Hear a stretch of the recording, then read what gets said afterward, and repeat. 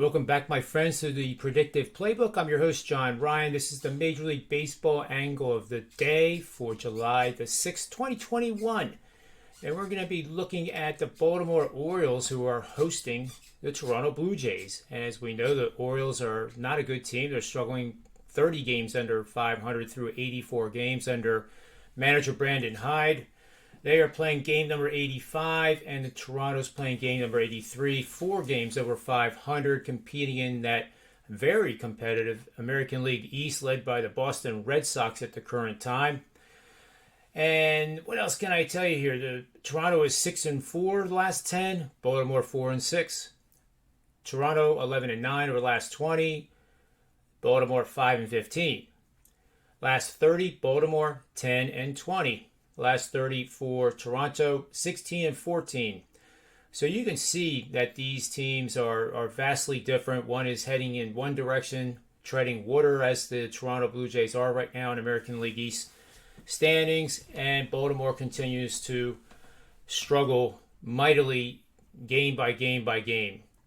So we have a situation here with the betting angle, which we're going to get to right now.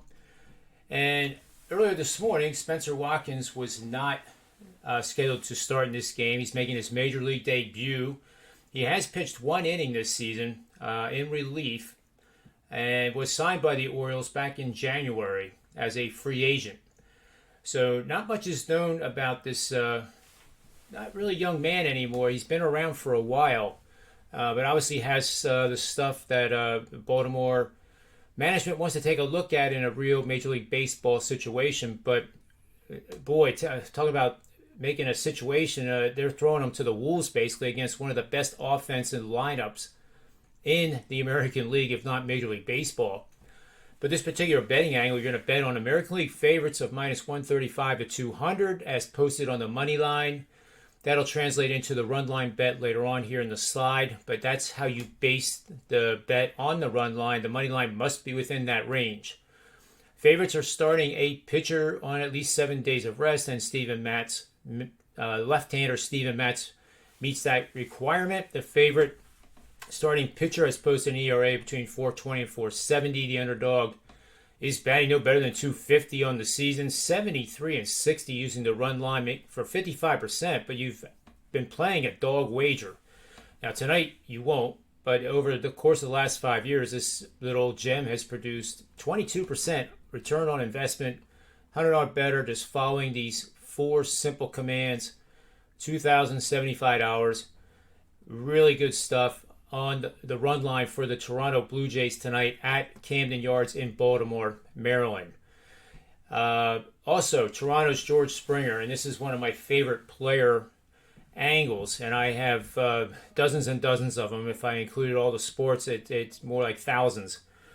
But George Springer is by far one of the best guys to use when he's coming off a game of no hit and having rest in between the game.